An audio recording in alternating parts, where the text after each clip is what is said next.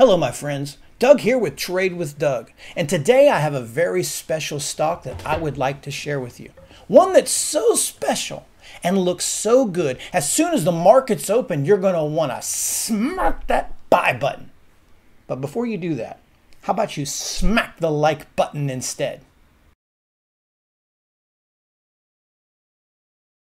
Again, let me welcome everyone here to Trade with Doug. Thank you for watching today's video. Before we get started, as I always say, if you need help with your personal trading, don't let my silliness and comedy fool you guys. I'm dead serious when it comes to making money. So if you want to trade live every day and you want to surround yourself with professionals, somewhere down in the description box will be a link. Feel free to click on the link and join us for live trading. Now, I know you're thinking already, what is this hot stock you got for us? Is it the hottest Bitcoin play? Is it? Is it one of the Wall Street Bet's next hot squeezer stocks? No. No, it's not.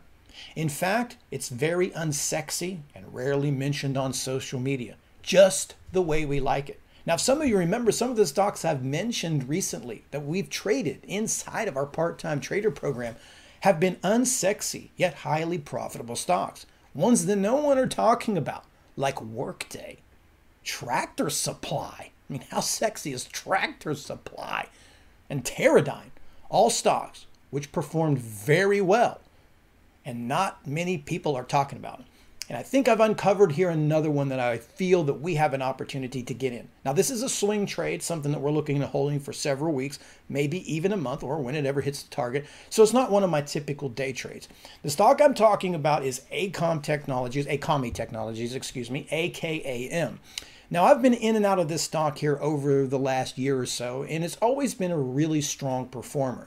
Now, I'm not a fundamental guy, but I do know, just by the experience I have with this stock, that this is a fundamentally sound company that you have here. And it meets a lot of the criteria. It has quarter after quarter growth. It has quarter after quarter earnings beats. It has stable, longer term consistent growth, along with hedge fund accumulation. So all of these things sort of give a floor to those type of stocks.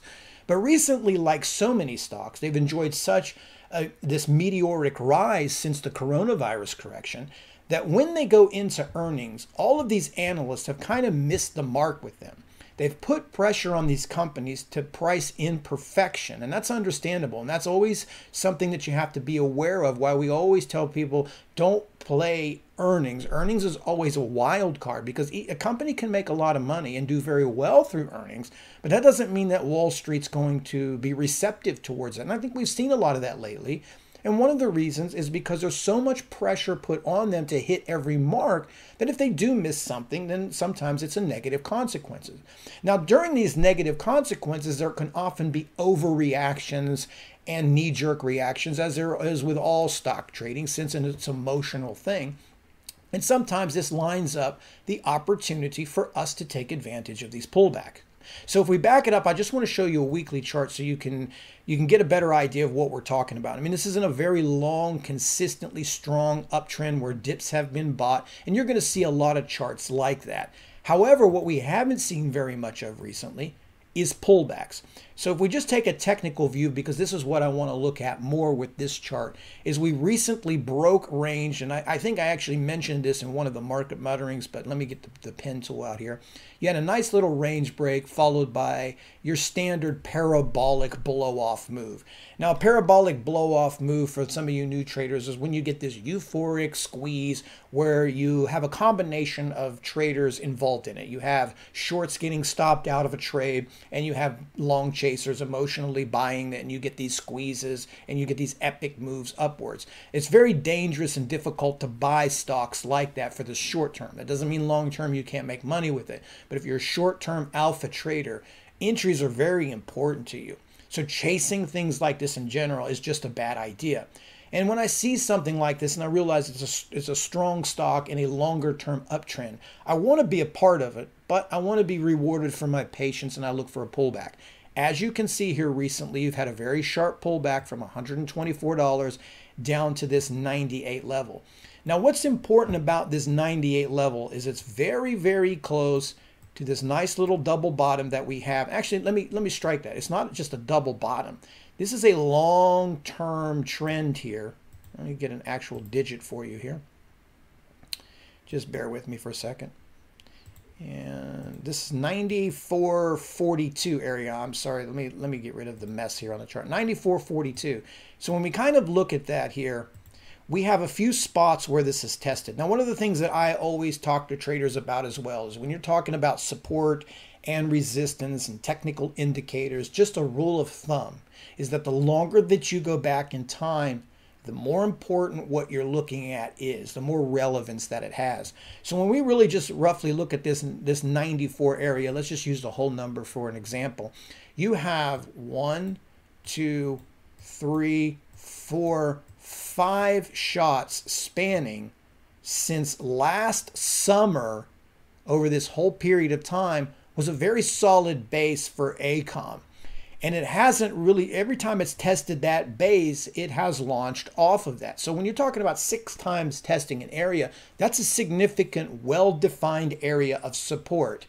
And basically that just means that when it gets into that area, the attractiveness to own this security is high, meaning that these hedge funds will either double down on their positions or other institutions will initiate new positions. Also, these same very analysts that have downgraded most likely will flip their positions long and upgrade this stock. So there's a lot of opportunity for a bounce. In a perfect world, what I would like to see with AECOM is a little bit more selling. Maybe we could get one more day here where this can press just a little bit closer to this 94, because where we're sitting here is in the 98. So we're really talking maybe about $4 and some change. If I could split the difference with AECOM, when I say that, I mean if we can drop $2 more from here, roughly in the 96s, I would be willing to start a position and begin to work that with a stop somewhere based down into the lower 90s.